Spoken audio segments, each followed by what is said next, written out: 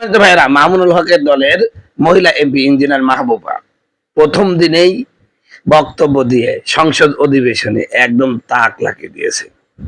তিনি অনেক উঁচু লম্বা, দেখতে সুন্দরী এবং সংসদ ভবনে তাকে খুবই মানিয়েছেন। তো আজকে তিনি এমন একটি বক্তব্য দিয়েছেন যে বক্তব্যটাকে সকলকেই চমক লেগে গেছে। আপনারা বক্তব্যটাকে শুনেন। আছে কিন্তু কোথাও নেই 5 মে 2013 শাপলার গণহত্যার শহীদদের স্বীকৃতি। মাননীয় স্পিকার, আমরাই বলি যে এই বাজেট বৈষম্যহীন, এই বাজেট জনবান্ধব, গণবান্ধব। তাহলে আমার প্রশ্ন, বক্তব্য শুনলেন, দেখেন জুলাই যুদ্ধের কথা আছে বাজেটে, মুক্তিযোদ্ধাদের কথা আছে, কিন্তু শাপলার শহীদদের কথা কেউ বলে নাই। বক্তব্য শুনলেন, দেখেন জুলাই যুদ্ধের কথা আছে বাজেটে, মুক্তিযোদ্ধাদের কথা আছে, কিন্তু শাপলার শহীদদের কথা কেউ বলে নাই। যারা শহীদ হয়েছে, শাপলায় যারা অংশগ্রহণ করেছিল, আহত হয়েছে, তাদের জন্য কোনো বাজেট নাই।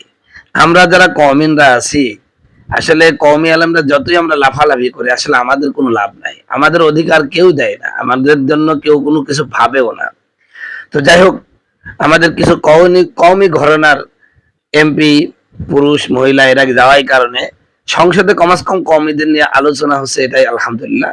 এই জন্য এই বাংলাদেশ খেলাফত মজলিসের সংরক্ষিত আসনের মহিলা এমপি ইঞ্জিনিয়ার মাহবুবা সাহেব, আমি আপনাকে ধন্যবাদ জানাই। দোয়া করি এভাবে করে কওমের মুখপাত্র হয়ে থাকেন।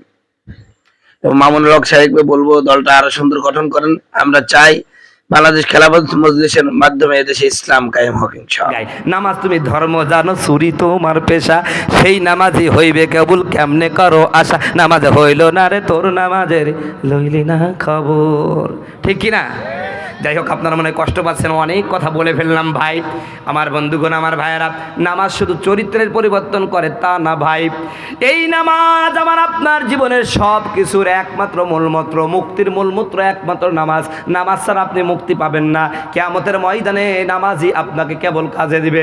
আমার ভাইয়েরা, আপনারা মনে করতে পারেন হুজুর নামাজ পড়ি এত লাভ হলো কি? কি লাভ হলো ভাই? কবরে যাওয়ার পরেই বুঝতে পারবেন নামাজে লাভ হলো কি হলো না। কথা বলুন ঠিক কিনা?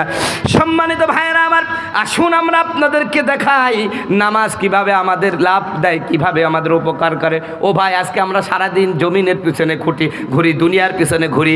আল্লাহ পাক বলতেছেন, বান্দা তোর দুনিয়ার পিছনে দৌড়ানো লাগবে না, তুই খালি নামাজ ঠিক কর, আমি আল্লাহ দুনিয়া তোর পিছনে ছুটাই দিব। জোরে বলেন সুবহানাল্লাহ।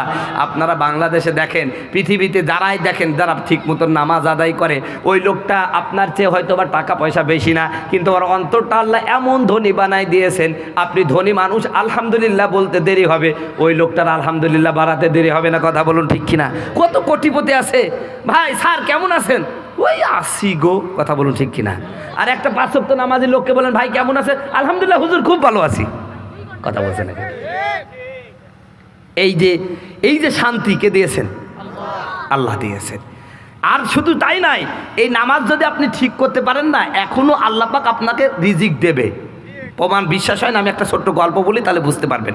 এক সাহাবী কয়েকদিন যাবত তার পেটে কোনো খাবার নাই, ক্ষুধার্ত, তো অনেক জায়গায় গেলেন, কিন্তু তিনি মুসলমান হয়েছেন এই অপরাধ করে তাকে কাজে নেয় নাই। এক পর্যায়ে তিনি চিন্তা করলেন, কোথায় যাব। স্ত্রী বলে দিল, শোনো বাড়িতে আজ কয়েকদিন খাবার নাই, তুমি আজকে খাবার নিয়ে আসতেই হবে, না হলে সন্তানদের আর বোঝানো যাবে না।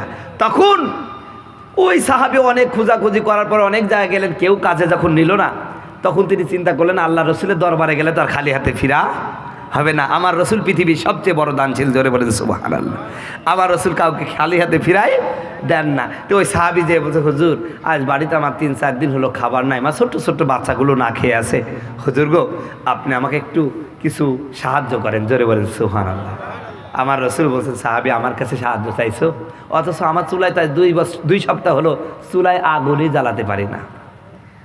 আল্লাহ রসুলের এই কথা শুনে সাহাবীর মনটা খুব মলিন হয়ে গেল। আহারে, বড় আশা করে আসছিলাম রসুলের কাছে কিছু নেওয়া যাব, কিন্তু হুজুরের বাড়িতেই কি নাই, 2 সপ্তাহ চুলায় আগুনই জ্বলে না। আল্লাহ রসুল সাহাবীর চেহারার দিকে তাকায়, দেখছেন সাহাবীর চেহারাটা খুব মলিন। আমার রসুল বুঝতে পেরেছেন। বলেন, আমার সাহাবী বুঝতে পেরেছি, আমার কথাই বড় কষ্ট পেয়েছ, তুমি আমার কাছে এসেছ, তুমি কি করে ভাবো যে আমি তোমার কিছু দেব না? সাহাবী রে, সত্যি আমার বাড়িতে কোনো আজকে খাবার নাই, কিন্তু আমি তোমাকে আমার এমন রবের সাথে সাক্ষাৎ করায় দেব, আমার রবের সাথে এমনভাবে পরিচয় করায় দেব, আর এমন একটা পদ্ধতি বলে দেব, এই পদ্ধতি অনুসরণ করে যদি আমার রবকে ডাকো, আমার রব তোমার খাবারের ব্যবস্থা করবে।